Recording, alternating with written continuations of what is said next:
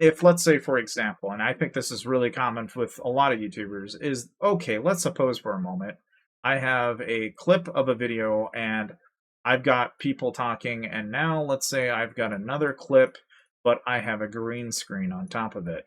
If you wanted to say show a clip on top of another clip, what you do is you go into Fusion. Now, to do that is really not all that complicated. You just basically go into here. You can hit Shift Space and then do Ultra key.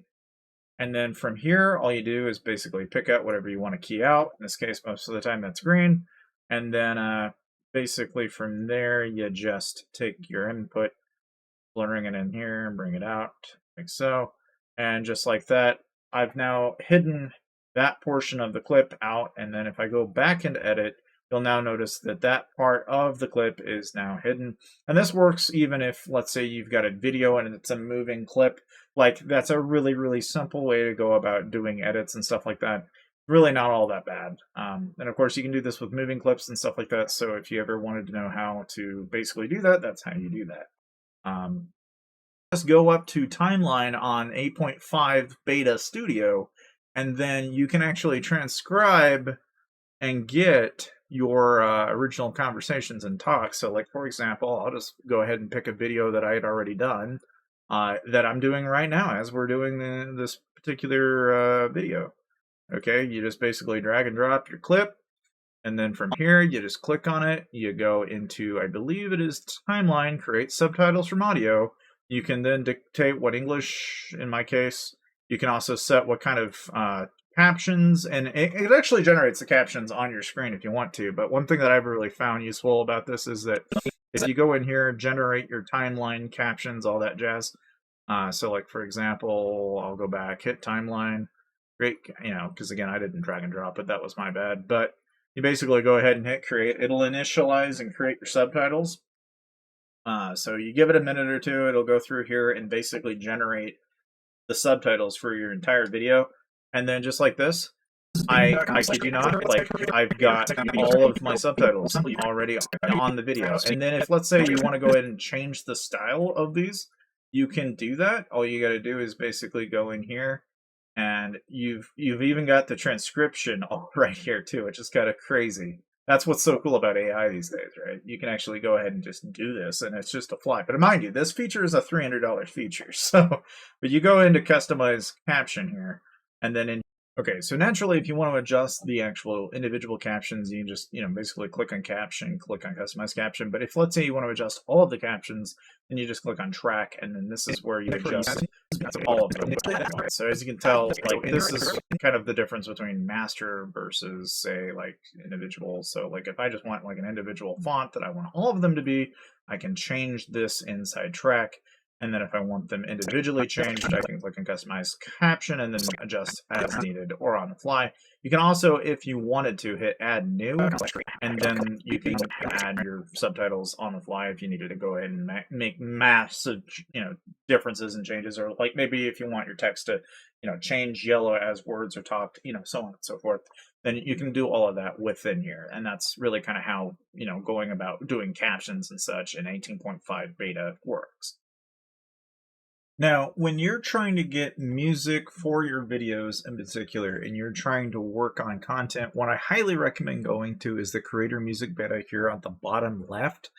And then from here, you can actually go to free and basically pick and download, and right click here and just download track, and you'll get your music in there. And that's really easy. Honestly, I highly recommend this as opposed to doing any other method. It's a lot easier this way. So say you're at the point where you are finally ready to go, you're going to basically upload your video. Well, one of the things that I actually recommend is changing your file name to whatever the subject of the video is. If you just upload it as is, I kid you not, I think this is a little lesser known, hysteria type thing that people have, but YouTube's file name, data, metadata, any kind of data point that they can have, anything that points to the topic in which you are trying to rank for, it is probably a behoove of you to make sure that your file name and a lot of other things all match in line with that. Okay, so when you're wanting to create, like, say, for example, this is a video of Dragon Arena in Lords Mobile. Okay, a title like this is not bad, but let's say you want to some suggestions. You can actually, with vidIQ's Chrome extension, you just get AI. And just like that, unleashing the secrets of Dragon Arena. I can just very quickly pick together what type of titles work for me and what don't just from this. Now, this is not the only way. You can also go in and actually look up the vidIQ channel, and you will actually find a lot of helpful suggestions on how to create books for titles. And a lot of the mindset and the mentality of titles is to get the viewer to click. And you don't necessarily want to be boring, but you also don't want to not be misleading either. So there's kind of a balance between it. Like, let's say, for example, my video for Dragon Arena, I don't know, for example, let's say I lost 2.5 million T4. Okay, and I want to emphasize that. I could say 2.5 million T4 red, you know, or even killed or murdered. But there are certain words like killed, murdered, or blah, blah, blah. You don't want to do that. Okay? Stay away from banned words. Now, how do you know whether it's a banned word or not? From experience. But I highly recommend avoiding words that would trigger YouTube, especially the kind that will get you in trouble. Stay away from that. But typically, you don't want to go all caps either. Okay? You want to use caps sparingly. If anything, I would say the best titles that I've ever written were something along the lines of like Dragon Arena had this one unexpected, say like, for example, somebody, I don't know, one unexpected failure that I learned from. Like this type of title, and then maybe you throw in Lords Mobile if you're trying to rank for it. Again, typically when you're running into challenging content, I find this to be really common. You have to think in terms of the keyword. As long as you know that you're able to write your titles, you want to try to avoid getting into situations where your titles are too long. So like a 70 character or 80 character, we could probably try and cut that down to like something shorter. So maybe Dragon Arena, an unexpected failure that I learned from Dragon Arena and Lords Mobile, maybe, or something like this, is 70 characters long. I could even go, my failure that I learned from Dragon Arena and Lords Mobile. That's 59 characters long. It's less than 60. That's like perfect. You can't really get much better than that. And then you can add in a description. You basically don't want to get too wordy here, but you also don't want to not talk about what it is about. And you want to think in terms of the keywords. And this is going back to the fact that whenever you produce videos, you want to kind of research in advance what it is that you are going to produce before you actually make the content.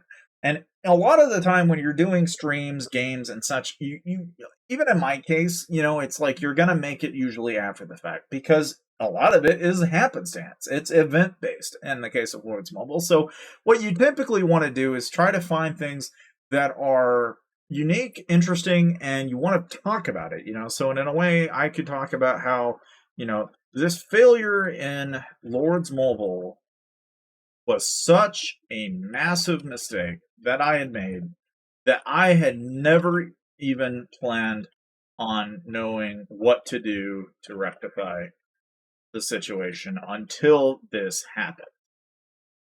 This is something that I think everyone should learn from in Lords Mobile and the event that is known as Dragon Arena. And then you can even go in there as far as like, throwing in hashtags like Lords Mobile, which if you're doing the creator turf, they actually recommend it.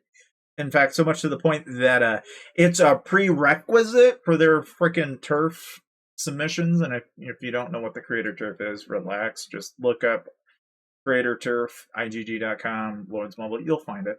You won't have a lot of trouble. I always like to throw in my name for a hashtag because that way, anytime somebody goes to the hashtag my name, they'll be able to find my content without a whole lot of trouble. Naturally, of course, I have another video for you, and we're going to get into more of that metadata that we were dealing with, but we're also going to get into more information regarding like Okay, let's say for example, I don't know, if you're working on content and you're trying to get it to a point where, all right, it's not only going to be effective, it's also going to be able to engage. And we're going to get into more of that into this video here. So make sure to check that video out as well. And if you're enjoying your time here, please like the video. It really helps to support the channel. And if anything, consider being a channel member. I really appreciate it. I'll see you guys to the next clip. So don't miss.